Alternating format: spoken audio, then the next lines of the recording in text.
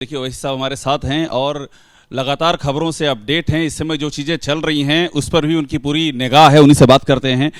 आपसे मैं जिस समय बात कर रहा हूं उस समय उपचुनाव के नतीजे आ रहे हैं और मैंने अभी गौर किया कि आपकी भी निगाहें लगी हुई थीं।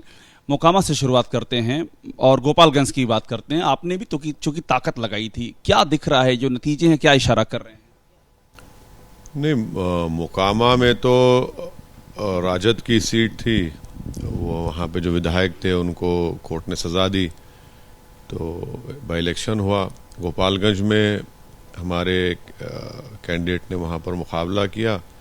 बीजेपी का विधायक वहाँ पर था, तो हम लोग वहाँ सिर्फ अपना कैंडिडेट खड़ा किए। अभी हमको जो मालूम हुआ है कि हम लोग कुछ 12 या 13 हज़ार वोट लिए हैं। तो बिल्कुल ही अख्तर उल इमान साहब और वारिस पठान साहब, जो हमारे बिहार की टीम है, आफ्ताब साहब, आदिल साहब, इन सब ने बड़ी मेहनत की वहाँ पर। तो 12,000 वोट आए हमको। ठीक है, इसको लेके आगे बढ़ेंगे। आपके लिए ठीक है, मगर जिस एक तमगे से आप लगातार लड़ते आए हैं अपनी सियासत में, वो फिर जुड़ेगा कि बीजेपी को बढ़त दिला दी आपने, वो फिर आप पे आरोप लगना शुरू हो जाएगा। देखिए, आरोप लगना तो हमारी ज़िंदगी ऐसा लगता है कि मुक़द्दर में लिखा जा चुका है, मगर आरोप का फैसला तो अल्लाह ही करने वाला है। अब लालू यादव के 8,500 वोट लिए, 8,800 करीब वोट लिए, उनको क्या बोलेंगे? तमगा देंगे या बोलेंगे नहीं नहीं घर का आदमी है, लालू जी का साला है, उसको कुछ नहीं कहा जा सकता। दूसरी पार्टियां भी तो लड़ी, उनको भी तो बोलिए। अच्छा ये बताइए, लोकतंत्र में, जमहूरियत में जनता वोट देती है ना, तो जनता क्या ऐसे ही बातों से मुतासर होती है क्या? मैं इसका एक आपको रिप्लाई देता हूँ। ये कहा जाता है कि आपकी जो रीच है वो इतनी इंटेंस रीच है एक तबके में कि आप जब आते हैं तो उस तबके के वोट बढ़ जाते हैं और बीजेपी को फायदा हो जाता है। गई नहीं, गोपालगंज हम गई नहीं। आपका नाम तो कैरी हुआ ना कि ओवैसी साहब के उम्मीदवार हैं ये। भाई हम गई नहीं। वारिस अख्तर उल इमान साहब, आफ्ताब साहब, आदिल साहब और पूरा हमारे बिहार की टीम वहाँ पर मेहनत की। एक रूलिंग पार्टी के कैंडिडेट है, एक नेशनल रूलिंग पार्टी का कैंडिडेट है, और आप हमसे बोल रहे हैं कि अरे भाई आप हार जाते हैं तो हम पे इल्ज़ाम लग जाता है, आप जीत जाते हैं तो परिवार जीत गया। ये कैसा होगा? अच्छा, बिहार से हटते हैं। पूरे आपको क्या सबक क्या लगता है, चूंकि आप सिर्फ हैदराबाद से कब के निकल चुके हैं और आप तमाम हिस्सों में लड़ाई लड़ रहे हैं इस समय। यूपी में जो नतीजे आ रहे हैं, बीजेपी जीत रही है, हरियाणा बीजेपी जीत रही है, वहां पर हम लड़े, यूपी आप नहीं लड़े। हाँ, हरियाणा में भी नहीं लड़े हम। फिर अब बताइए आप। तो हम यही कह रहे हैं ना कि ये बड़ा कन्वीनियंट इन लोगों का है। माने एक एरोगेंस है उनका, और अहंकार है, लेजीनेस है। मैं इसी को आप स्पेंड कर रहा था। मैं कह रहा था, मैं तेलंगाना की बात कर रहा हूँ, वहाँ टीआरएस को कड़ी टक्कर बीजेपी दे रही है।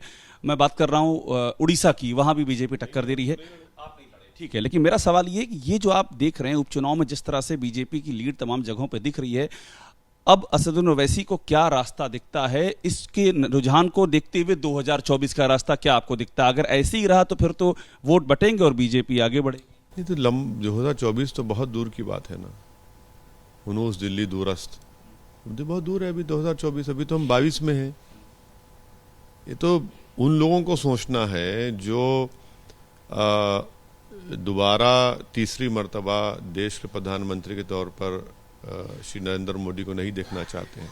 उनको सोचना है भाई, वो अगर साथ लेंगे सबको, और अगर वो समझेंगे नहीं हम ही हैं जो सब कुछ कर पाएंगे और हम इनसे बेहतर हैं, दूसरे कमतर हैं, और दूसरों को हम मंच पर बिठाना तो छोड़िए, हाथ तक नहीं लगाएंगे, तो फिर मुबारक हो तुमको। हमको क्या करना है, हम तो अपना काम करेंगे। तो क्या ये विपक्ष आज की तारीख में फिर से नरेंद्र मोदी की सरकार बनाने की तैयारी कर रहा है 2024 के चुनाव? मैं ये नहीं कह रहा हूँ, मैं ये कह रहा हूँ कि 2024 बहुत दूर है, और उसके लिए क्या स्ट्रेटेजी बनती है, क्या पॉलिटिकल स्ट्रेटेजी बनती है, मुझे नहीं मालूम।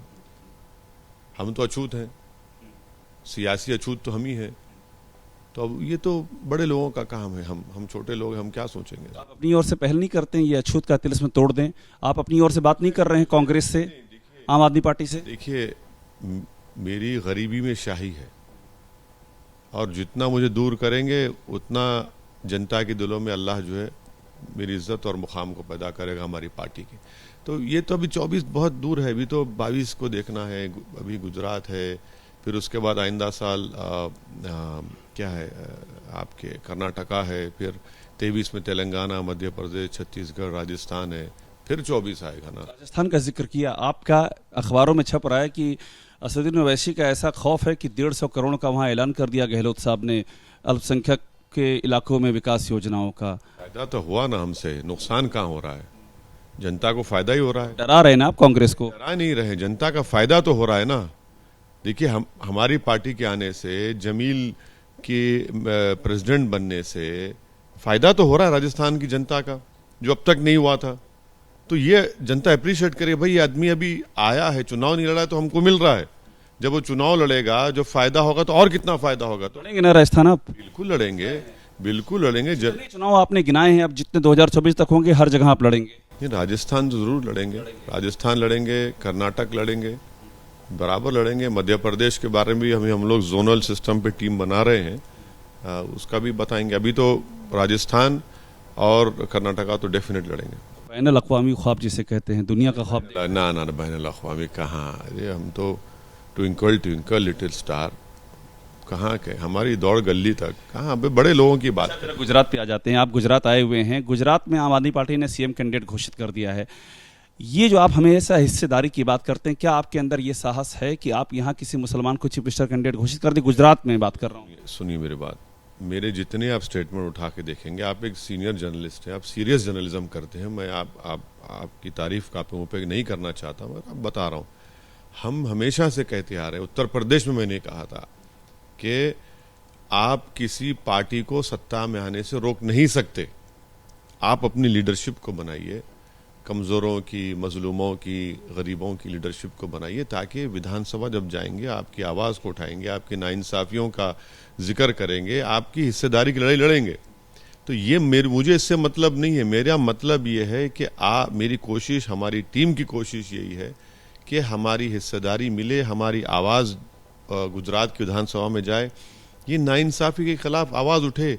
गुजरात की विधानसभा में कोई जाकर खामोश ना बैठ जाए किसी के डर से। किसी मुमकिन है कि गुजरात में भी कोई मुस्लिम सीएम प्रोजेक्ट हो सकता है?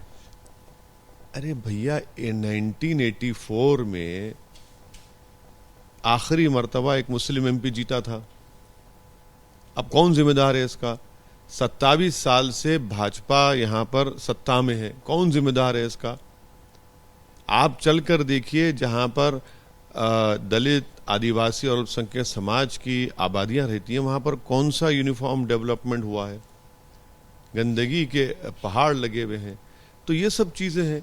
रोड पर लाकर बच्चों को पुलिस की तरफ से पीटा जाता है, रेप करने वालों को सरकार छोड़ देती है। सारे मुद्दे तो अरविंद केजरीवाल उठा ही रहे हैं, जिनका आप जिक्र कर रहे हैं कि आएंगे तो तासीर बदल देंगे, तकदीर बदल देंगे। वो चलिए दिल्ली का सीलमपुर देख लीजिए, जाफराबाद देख लीजिए, वही हाल जो यहाँ पर है वहीं पर है। सीलमपुर, जाफराबाद में गंदगी है, कचरे के अंबार लगे हैं, गंदा पानी। जिन इलाकों का जिक्र कर रहे हो मुस्लिम बहुल इलाके हैं, कोई मैसेज है क्या इसके पीछे, इस जिक्र के? इसके पीछे मैसेज सिर्फ यही है कि ये लोग सिर्फ बातें करते हैं, और जब डेवलपमेंट आता है तो डेवलपमेंट में भी कम्युनलिज्म दिखाते अपना। आप ही ने तो पूछा था ना दिल्ली के डिप्टी चीफ मिनिस्टर से कि बिल्किस बानो पर बोलिए, तो उन्होंने कहा कि स्कूल, शिक्षा की हम बात करेंगे। चलिए चलकर बताइए ओखला में क्या हाल है। ओखला में जो जमात इस्लामी का दफ्तर है, 2 गेट हैं, देख लीजिए क्या वहां पे क्या हाल करके रख दिया उन्होंने। ये आरोप चूंकि अभी तक बीजेपी पे लगता था डेवलपमेंट में कम्युनलिज्म करती है, आपने अब ये आरोप आम आदमी पार्टी पर लगा दिया है। हम आपको उन जगहों का नाम देकर कह रहे हैं, हम बता रहे हैं आपको कि वहां पर क्या क्या हो रहा है। अच्छा, हैरत की बात यह है कि एमएसडीपी की स्कीम है गवर्नमेंट ऑफ इंडिया की, उसमें सीलमपुर, जाफराबाद शामिल है, उस इलाके शामिल। अरे जो पैसा आ रहा है वो भी इस्तेमाल नहीं हो रहा है ना। अब कौन जिम्मेदार है इसका? तो केंद्र सरकार और वहां की वो सरकार दोनों जिम्मेदार है। तो एक बात और बता दीजिए कि सब अपने सीएम कैंडिडेट का ऐलान कर रहे हैं, क्या ओवैसी साहब किसी का ऐलान करेंगे?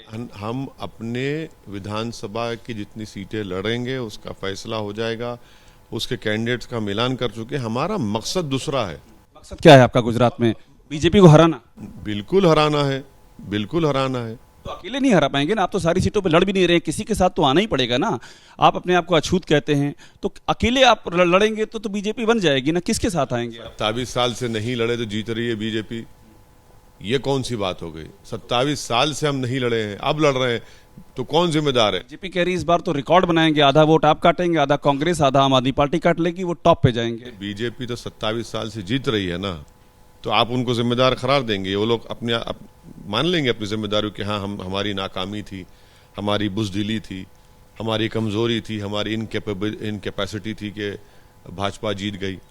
वो भी तो ले ब्लेम प्ले। अरे हम आते हैं तो हम पे ब्लेम डालने की कोशिश करते हैं। अरे हम एक पॉलिटिकल पार्टी है, हम लड़ेंगे इलेक्शन।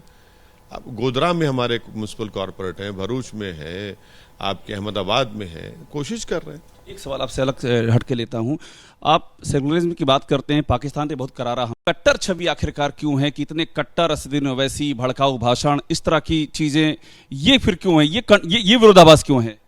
आप हमसे पूछ रहे हैं? नहीं तो आपसे ही पूछूंगे ना। आप हमसे पूछ रहे हैं भाई, इसमें थोड़ा आपके कबीले का भी तो हिस्सा है,